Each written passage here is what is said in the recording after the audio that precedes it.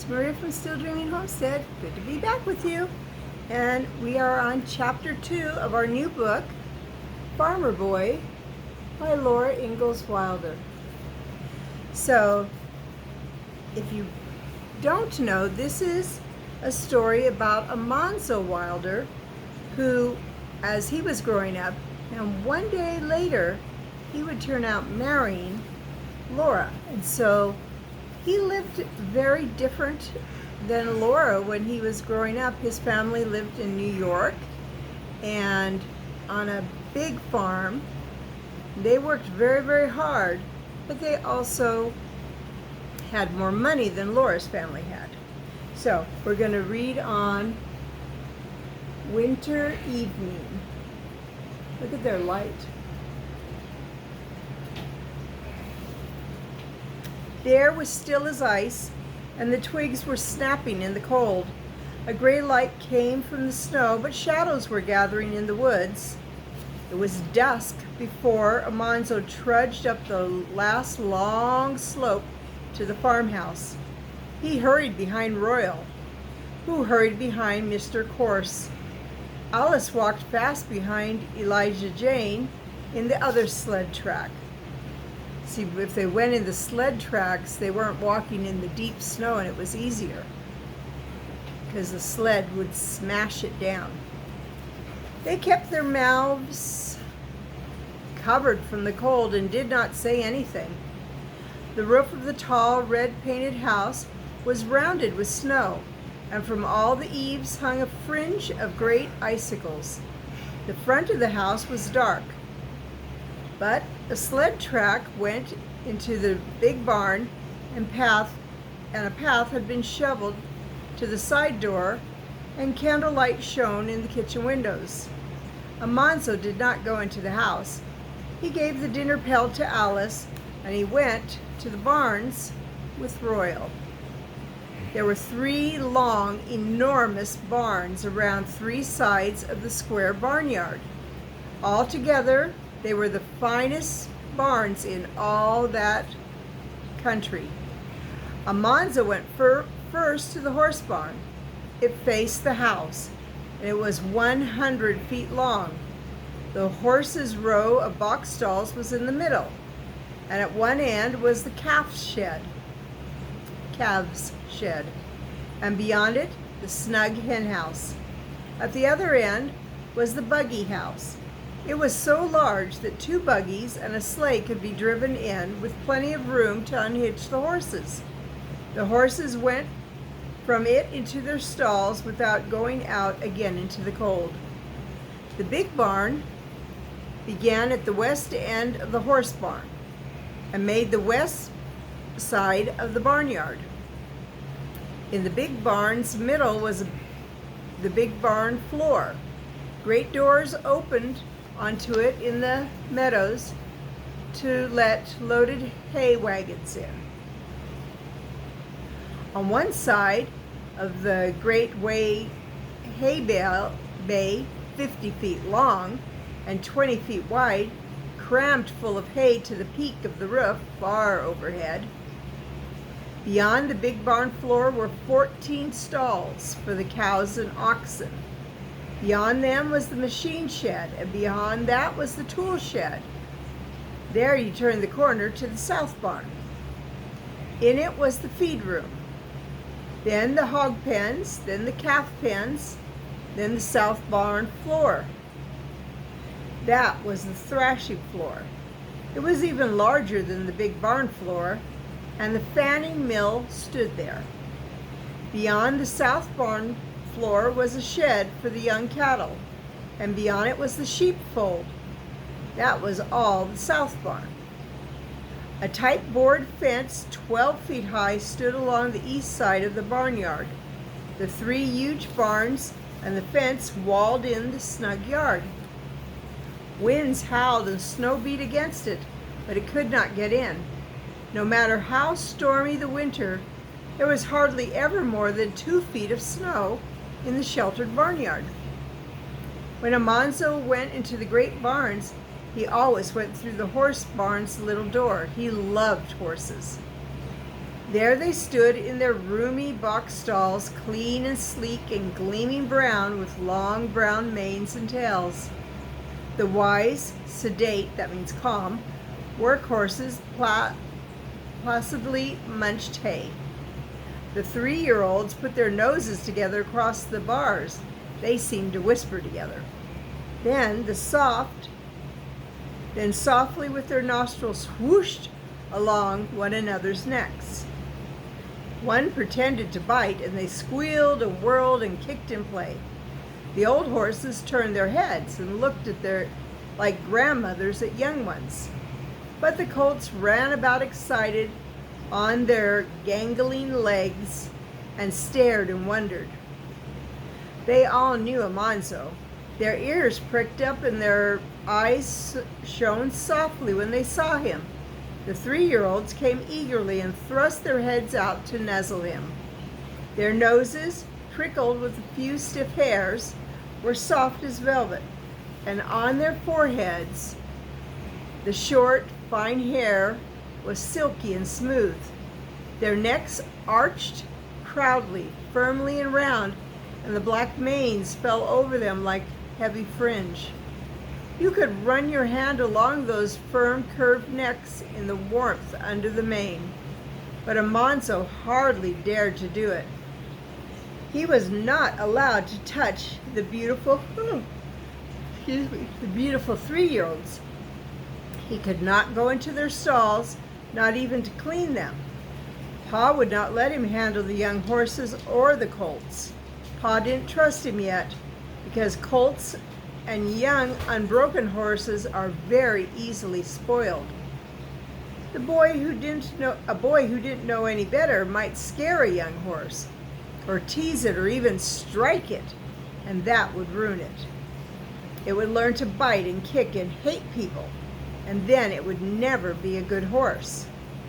Almanzo did know better. He wouldn't ever scare or hurt one of the beautiful colts. He would always be quiet and gentle and patient. He wouldn't startle a colt or shout at it, not even if it stepped on his foot. But Father wouldn't believe this. So Almanzo could only look longingly at the eager 3-year-olds. He just touched their velvety noses, then he went quickly away from them and put on his barn frock over his good school clothes. I think that's going to be like an apron.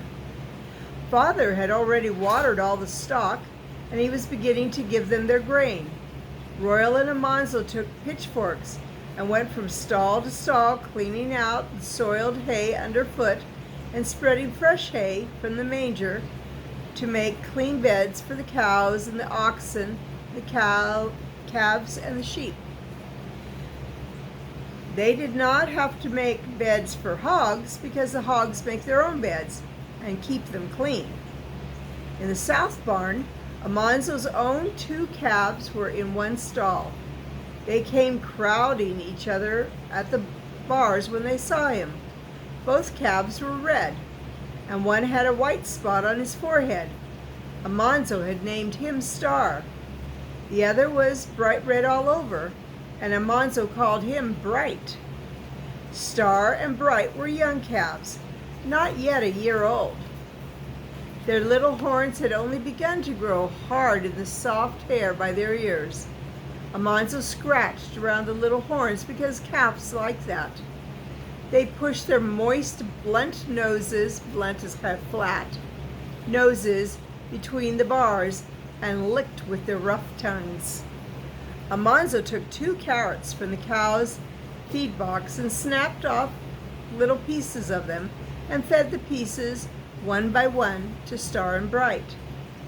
Then he took his pitchfork again and climbed into the hay mowers overhead. It was dark there. Only a little light came from the pierced tin sides of the lantern hung in the archway below. Royal and Almanzo were not allowed to take a lantern into the hay mows for fear of fire. But in a moment they could see in the dusk. They worked fast, pitching hay into the mangers below. Almanzo could hear the crunching of all the animals eating. The hay mows were warm with the breath of all the stock below, and the hay smelt sweet and dusty. There was a smell, too, of the horses and cows, and a woolly smell of the sheep. And before the boys finished filling the mangers, there was a good smell of warm milk foaming from Father's milk pail. Almanzo took his own little milking stool and pail and sat in Blossom's stall to milk her. His hands were not strong enough to milk as hard as a hard milker, but he could milk Blossom and Bossy. They were good old cows who gave down their milk easily and hardly ever switched a stinging tail into his eyes or upset a pail with their hind feet. He sat with the pail between his feet and milked steadily. Left, right, swish, swish, the streams of milk slanted into the pail, while the cows licked up their grain and crunched their carrots. The barn cats curved their bodies against the corners of the stall, purring loudly. They were sleek and fat from eating mice. Every barn cat had large ears and a long tail, a sure sign of a good mouser. Day and night they patrolled the barns, keeping mice and rats from the feed bins, and at milking time they lapped up pans of warm milk. When Almanzo had finished milking, he filled the pans for the cats. His father went into Blossom's stall with his own pail and stool and sat down to strip the last rich drops of milk from Blossom's udder. But Almanzo had got it all. See what he looked like when he was milking? Just look at those kitties. They're waiting for milk. Then Father went into Bossy's stall. He came out at once and said, "You're a good milker, son." Almanzo just turned around and kicked the straw on the floor. He was too pleased to say anything. Now he could milk cows by himself. Father wouldn't need to strip them after him. Pretty soon he would be milking the hardest milkers. Almanzo's father had pleasant blue eyes that twinkled. He was a big man with a long, soft brown beard and soft brown hair. His frock of brown wool hung to the tops of his tall boots. The two fronts of it were crossed on his broad chest and belted snug around his waist. Then the skirt of it hung down over his trousers, a good, full, brown full cloth. So I guess it was more like a dress that covered them. Father was an important man. He had a good farm. He drove the best horses in that country or county. His word was as good as his bond, and every year he put money in the bank. When Father drove into Malone, all the town people spoke to him respectfully. Royal came up with his milk pan and his lantern, and he said in a low voice, "Father, Big Billy Ritchie came to school today." The holes in the tin lantern freckled everything with little lights and shadows. Almanzo could see his father look solemn. He stroked his beard and slowly shook his head. Almanzo waited anxiously, but Father only took the lantern and made a last round of the barns to see that everything was snug for the night. Then they went to the house. The cold was cruel. The night was black and still, and the stars were tiny specks in the sky. Almanzo was glad to get into the big kitchen, warm with fire and candlelight. He was very hungry. Soft water from the rain barrel was warming on the stove. First Father, then Royal, then Almanzo took turns at the wash basin on the bench by the door. Almanzo wiped up the linen roller towel. Then, standing before the little mirror on the wall, he parted his wet hair and combed it smoothly down. The kitchen was full of hoop skirts, balancing and swirling. Eliza Jane and Alice were hurrying to dish up supper. The salty brown smell of frying ham made Almanzo's stomach gnaw inside of him. He stopped just a minute at the pantry door. Mother was straining the milk at the far end of the long pantry. Her back was toward him. The shelves on both sides were loaded with good things to eat. Big yellow cheeses were stacked there, and large brown cakes of maple sugar, and there were crusty loaves of fresh baked bread, 4 large cakes, and a whole shelf full of pies. One of the pies was cut, and a little piece of crust was temptingly broken off. It would never be missed. Almanzo hadn't even moved yet, but Elijah Jane cried out, "Almanzo, you stop that!" "Mother!" Mother didn't turn around. She said, "Leave that be, Almanzo. You'll spoil your supper." That was so senseless, it made Almanzo mad. One little bite couldn't spoil a supper. He was starving, and they wouldn't let him eat anything until they put it on the table. There wasn't any sense to it, but of course he could not say this to Mother. He had to obey her without a word. He stuck his tongue out at Eliza Jane. She couldn't do anything, her hands were full. Then he quickly went into the dining room. Here he is.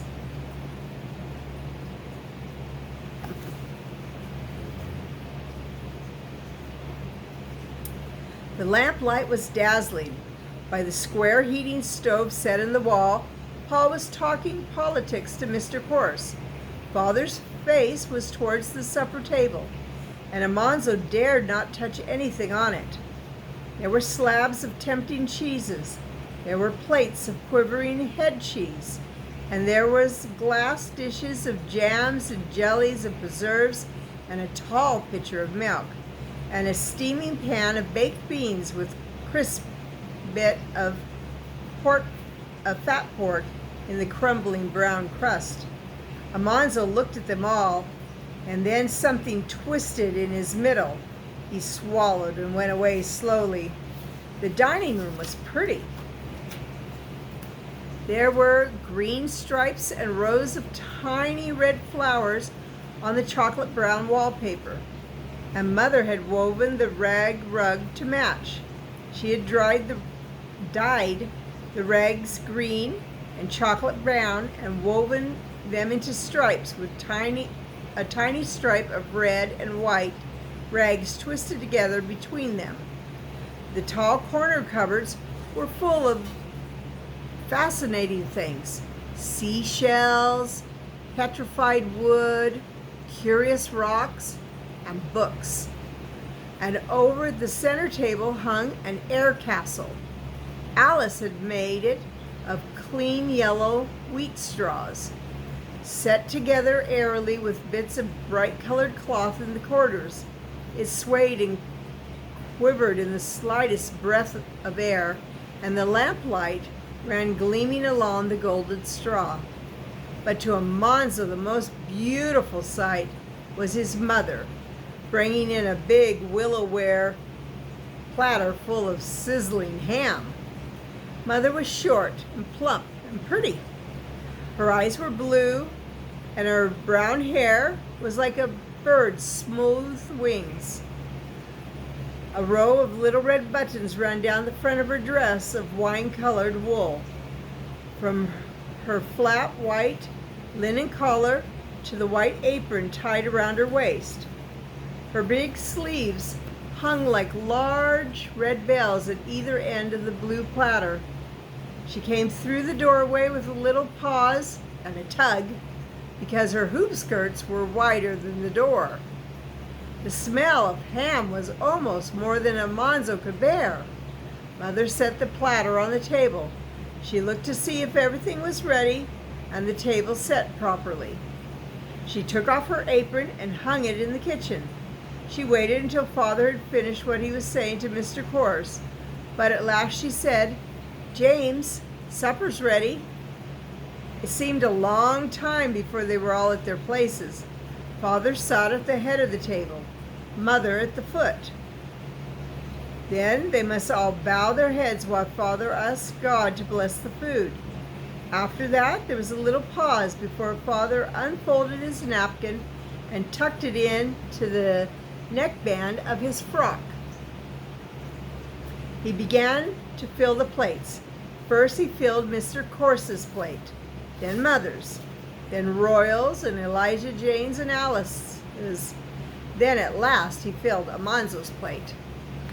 "Thank you," Almanzo said. Those were the only words that he was allowed to speak at the table. Children must be seen and not heard. Father and Mother and Mr. Corse could talk, but Royal and Elijah Jane and Alice and Almanzo must not say a word. Almanzo ate the sweet, mellow baked beans. He ate the bit of salt pork that melted like cream in his mouth. He ate mealy boiled potatoes with brown gravy. He ate the ham. He bit deep into the velvety bread spread with sleek butter, and he ate the crisp golden crust. He demolished a tall heap of pale mashed turnips and a hill of stewed yellow pumpkin. Then he sighed and tucked his napkin deeper into the neckband of his red waist, so up there. And he ate plum preserves and strawberry jam and grape jelly and spiced watermelon rind pickles. He felt very comfortable inside. Slowly, he ate a large piece of pumpkin pie. He heard Father say to Mr. Corse, "The hard-scrambled boys have come to school today, Royal tells me."